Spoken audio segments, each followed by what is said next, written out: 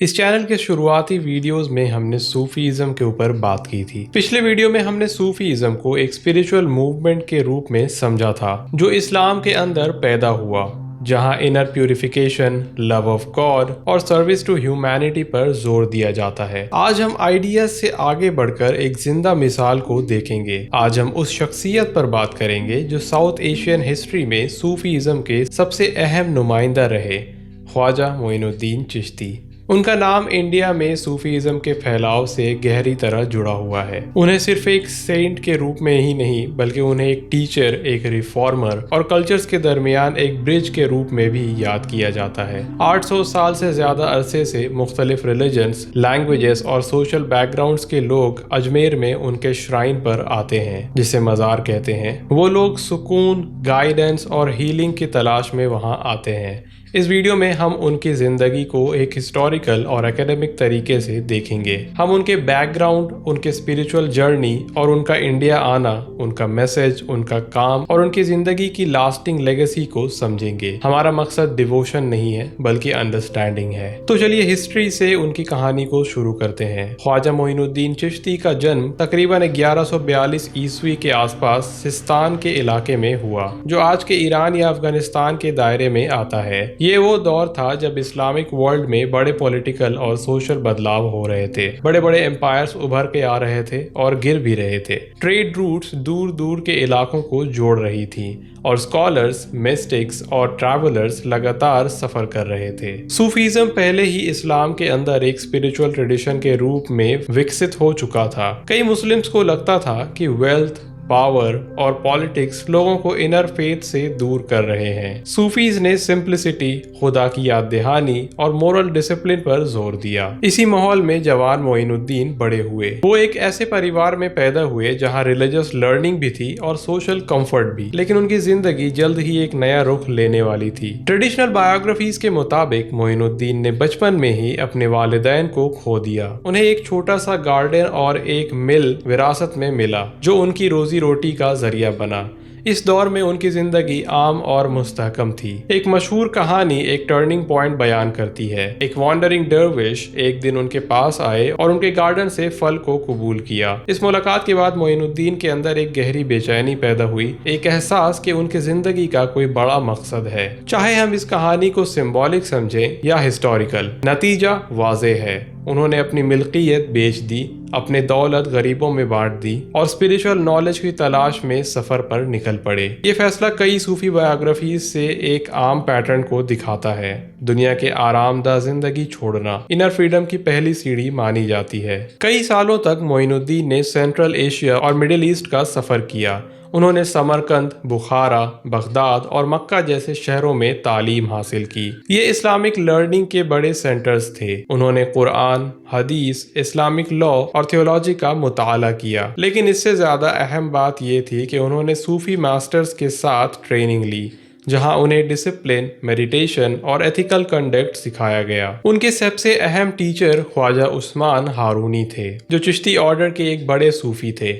ان کے ساتھ معین الدین نے کئی سال اسپریچول ٹریننگ میں گزاری، جہاں انہوں نے پیشنس، ہیوملٹی اور سروس سیکھا۔ یہ دور ان کے کیریکٹر کو گہری طرح سے بنانے والا تھا۔ جب ان کی ٹریننگ مکمل ہوئی تب وہ صرف ایک اسکالر نہیں بلکہ ایک اسپریچول گائیڈ بن چکے تھے جو دوسروں کو بھی راستہ دکھا سکتے تھے۔ اپنی ٹریننگ مکمل کرنے کے بعد معین الدین کو ان کے ٹیچر نے مشرق یعنی کہ ایسٹ کی طرف سفر کرنے کا حکم دیا۔ روایت کے مطابق انہیں بتایا گیا کہ ان کا مشن ہندوستان کی زمین پر ہے۔ اس وقت نارتھ انڈیا پولیٹیکل طور پر بے چین تھا۔ دلی سلطنت اپنا دائرہ بڑھا رہا تھا اور اکثر رولرز کے درمیان جنگ ہوتی رہتی تھی۔ ساتھ ہی انڈیا ریلیجس طور پر بھی بہت ڈائیورس تھا، جہاں ہندو، بدھسٹ، جین اور اسلامک کمیونٹیز ساتھ رہتی تھی۔ معین الدین پہلے لاہور آئے، پھر اجمیر پہنچے، جو آج کے راجستھان میں ہے۔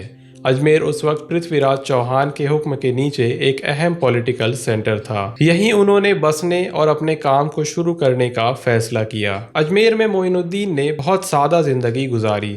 انہوں نے ایک چھوٹا سا گھر بنایا، مہمان قبول کیے اور غریبوں کو کھانا کھلایا۔ ان کا روز کا روٹین پریئر، میڈیٹیشن، ٹیچنگ اور سروس کا مکس تھا۔ انہوں نے ایگریسو پریچنگ نہیں کی اور نہ ہی پولیٹیکل پاور تلاش کی۔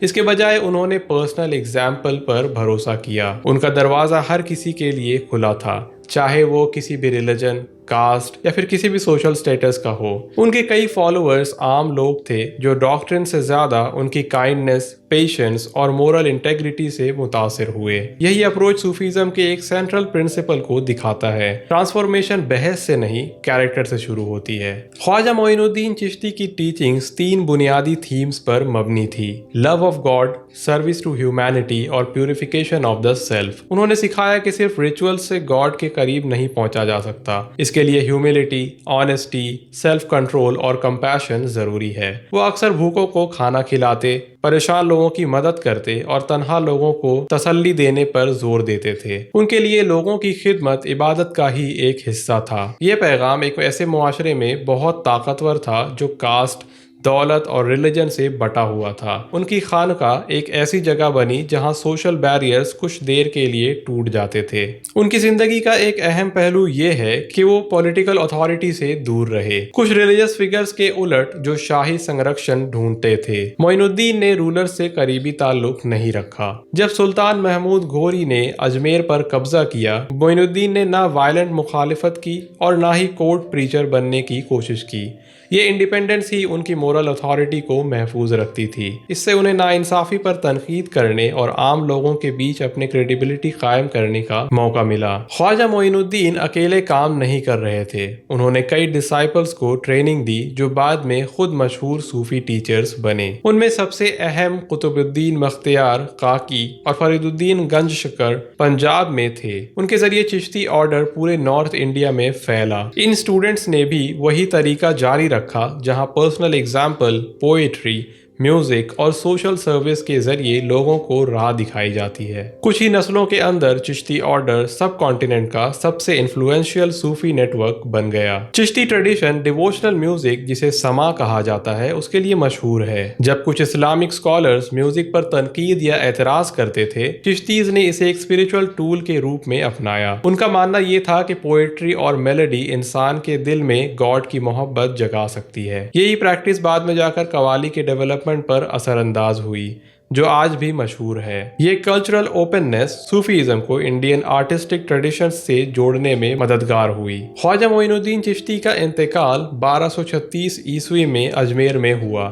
روایت کے مطابق انہوں نے اپنے آخری دن عبادت اور تنہائی میں گزارے۔ انہیں اجمیر میں دفن کیا گیا اور دھیرے دھیرے ان کا مقبرہ ایک بڑا پلگرمیج سینٹر بن گیا۔ صدیوں کے دوران بہت سے بادشاہ، سینٹس اور عام لوگ ان کے شرائن پر آئے۔ مغل ایمپررز جیسے کہ اکبر بھی وہاں زیارت کے لیے آئے۔ یہ شرائن صرف ایک ریلیجس سینٹر نہیں بلکہ کلچرل کو ایگزسٹنس کی ایک نشانی بن گئی۔ اجمیر کی درگاہ دھیرے دھیرے ایک مکمل انسٹیٹیوشن بن گئی۔ یہاں ایک لنگر تھا جو روز ہزاروں لوگوں کو کھانا دیتا تھا۔ پریئر کے لیے جگہ تھی، لرننگ اور چیریٹی کے لیے بھی اسپیسز تھے۔ مختلف ریلیجنز کے لوگ یہاں آتے تھے، ہیلتھ، بچے اور سکسیس کے لیے دعا کرنے۔ یہ multi religious participation Chishti legacy کی سب سے خاص باتوں میں سے ایک ہے۔ ایکیڈیمک پوائنٹ آف ویو سے دیکھا جائے تو یہ شرائن ایک ایسا سوشل اسپیس تھا جہاں ریلیجس باؤنڈریز کچھ حد تک نرم پڑ جاتی تھی۔ ہسٹوریکل نظریے سے دیکھا جائے تو خواجہ معین الدین چشتی نے انڈیا میں اسلام کے پھیلاؤ میں ایک بنیادی رول ادا کیا۔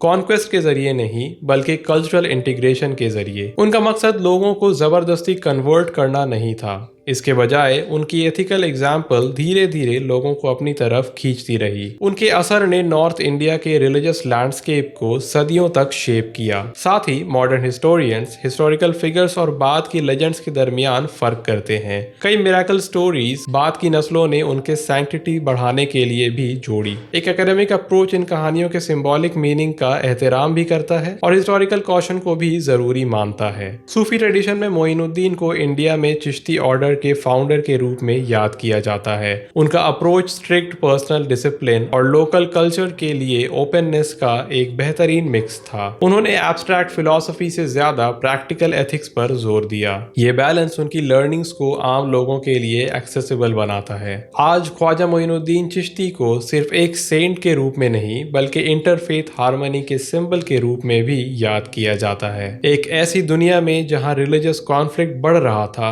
वहीं उनकी जिंदगी एक ऑल्टरनेटिव मॉडल पेश कर रही थी। उन्होंने दिखाया कि स्पिरिचुअलिटी जेंटल, इंक्लूसिव और सोशली रिस्पॉन्सिबल हो सकती है।